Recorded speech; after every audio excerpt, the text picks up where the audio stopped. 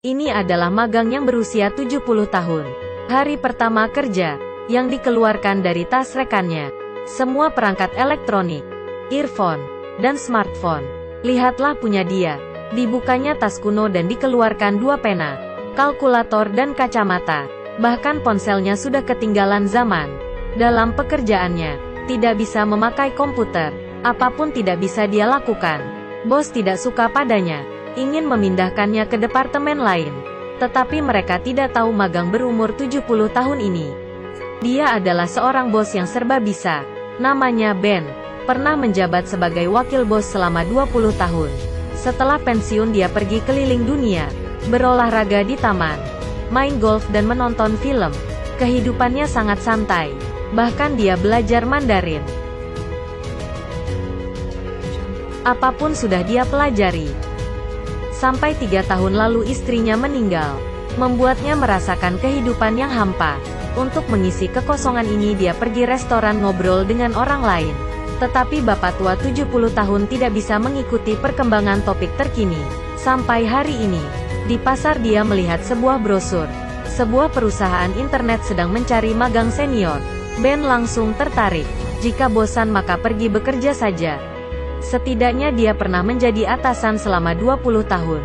Malam itu Ben merekam video lamaran pekerjaan. Dia mendapat kesempatan wawancara. Dalam wawancara dia berhasil diterima.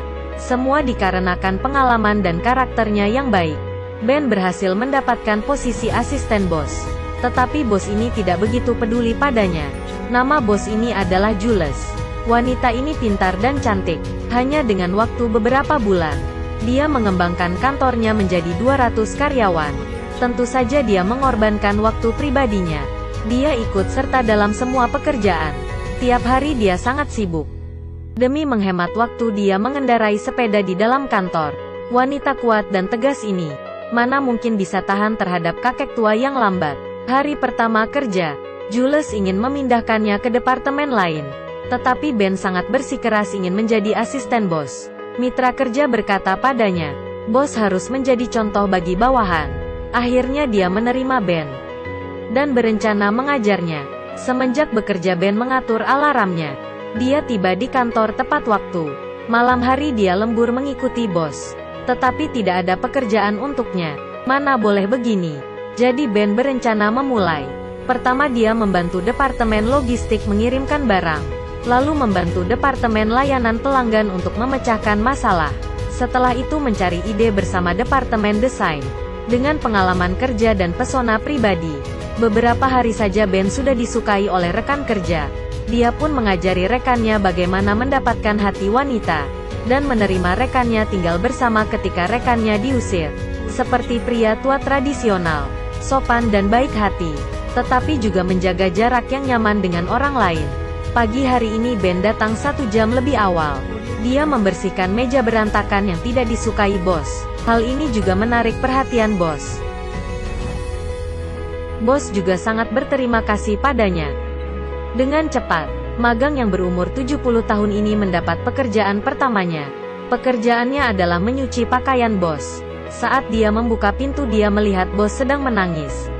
Ternyata perkembangan perusahaan terlalu cepat. Jules tidak sanggup mengurusnya. Dewan perusahaan ingin mencari CEO lagi untuk mengatur perusahaan dengannya. Apa yang harus dilakukan jika bos menangis di depanmu? Kita lihat bagaimana Ben melakukannya.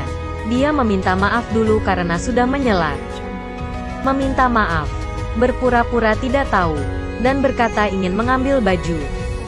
Bagaimanapun pekerjaannya juga harus diselesaikan. Saat dia keluar ada rekan yang ingin mendengarkan gosip darinya. Ben tersenyum dan berkata pendengarannya kurang baik. Tidak mempublikasi masalah ini. Hanya disimpan dalam hati. Sangat cepat misi keduanya datang. Yaitu menjadi supir. Supir bos yang sebelumnya ketahuan minum alkohol oleh bos. Mana boleh begini. Jadi Ben turun mencari supir itu. Dia mengatakan bahwa dia adalah asisten bos. Dan kamu sudah ketahuan minum alkohol. Supir itu menjadi panik. Lalu Ben memberi saran. Memberi cuti sehari padanya. Dia yang menggantikannya untuk hari ini. Jika tidak saya akan memberitahu bos. Sangat keren. Mengurangi kebahayaan sekaligus pekerjaan supir itu masih terjamin. Bahkan tidak menyinggung perasaannya. Beginilah Ben menjadi supir Jules. Awalnya Jules selalu melawan, tetapi Ben tenang dan dapat diandalkan. Dia juga mengantarkan sup ayam padanya. Jules memuji sangat wangi. Saat berpisah hubungan mereka pun menjadi lebih dekat. Jules berterima kasih karena Ben mengantarnya pulang dan memberi sup ayam. Ben pun berkata jangan sungkan. Keesokan subuh Ben dibangunkan oleh telepon perusahaan. Ternyata supir kemarin mengundurkan diri. Ben harus menggantikannya untuk sementara waktu. Dia tidak marah ketika tidurnya terganggu. Dengan senang hati menyetujuinya. Dia bersiap-siap dan segera tiba di rumah bos. Keluarga Jules sedikit berbeda. Wanita yang bekerja dan pria yang di rumah. Jules mencari nafkah, suaminya mengurus rumah tangga. Ben mengamati dengan cermat. Jules terlalu sibuk sehingga mengabaikan keluarganya. Suaminya kurang suka. Saat masuk ke mobil Ben mengingatkannya. Tetapi Jules merasa Ben terlalu ikut campur. Dia merasa tidak nyaman. Lalu mengirim pesan pada mitra kerja. Ingin memindahkan Ben ke departemen lain. Dengan cepat dia menyesal. Jules memberitahu jalan pada Ben. Tetapi Ben tahu di mana jalan tercepat. Jules pun meminta maaf. Ben sangat kenal dengan jalanan di sini. Sangat menghemat waktu Jules. Malam itu Jules melihat Ben masih lembur menemaninya. Dia merasa kasihan. Lalu mencari Ben untuk ngobrol. Dan baru tahu bahwa ini adalah perusahaan lamanya dulu. Bekerja di sini selama 40 tahun. Tentu saja dia kenal terhadap wilayah ini.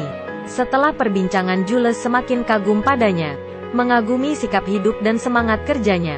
Bahkan keberaniannya menjadi karyawan magang. Jules pertama kali tidur di mobil dalam perjalanan pulang. Kelihatannya Ben memberinya rasa nyaman.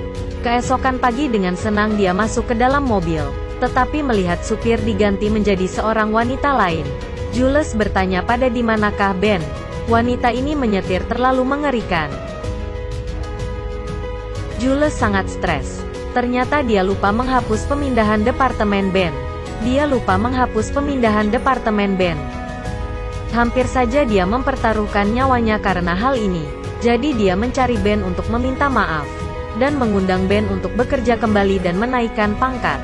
Ben yang baik hati pun menyetujuinya. Akhirnya tempat kerja Ben dipindahkan ke sebelah seorang asisten. Asisten itu merasa sangat sedih. Dia yang bekerja 14 jam sehari. Menerima berbagai tekanan dan kelelahan. Tetapi tidak naik pangkat. Sekarang tempatnya malah digantikan oleh Ben.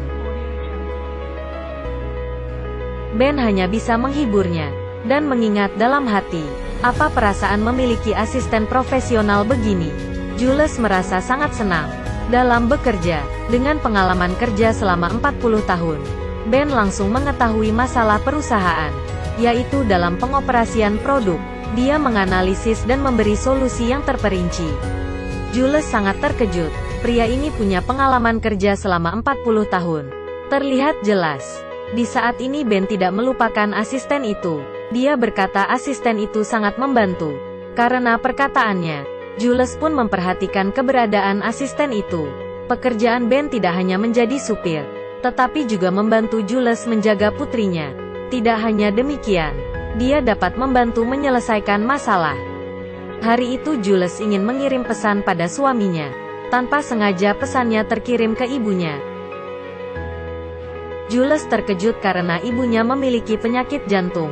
Apa yang akan terjadi jika ibu melihatnya? Saat itu Ben membawa beberapa karyawan magang masuk ke rumah ibunya, mencuri komputer dan menghapus pesan. Masalah pun terselesaikan. Sayangnya saat keluar rumah alarm rumah berbunyi. Polisi akan segera tiba. Jules menyuruh mereka cepat melarikan diri.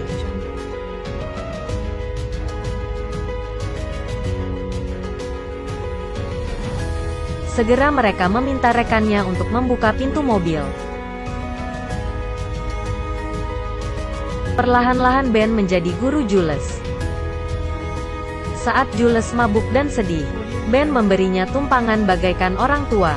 Hari itu dia melihat suami Jules berselingkuh. Ben memikirkannya semalaman. Tidak tahu apakah perlu memberitahu Jules. Melihat Jules yang sibuk dia pun tidak mengganggunya.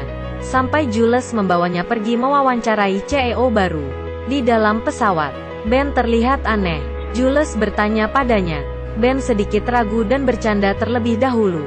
Untuk menenangkannya, setidaknya wawancara kali ini tidak terganggu. Tak menyangka malam hari Jules malah curhat. Dia sudah tahu bahwa hubungannya dengan suaminya sudah hancur, karena seluruh energi dan waktunya digunakan untuk pekerjaannya. Mengabaikan keluarga dan pernikahannya. Dia mengantar putrinya ke sekolah malah dibilang tidak bertanggung jawab. Ingin suaminya ikut dinas. Baru tahu ada pertemuan orang tua di sekolah. Wanita pekerja keras ini kehidupannya malah berantakan. Jules menangis. Dia tidak ingin menyendiri hingga tua. Jadi dia mulai ingin mencari CEO baru.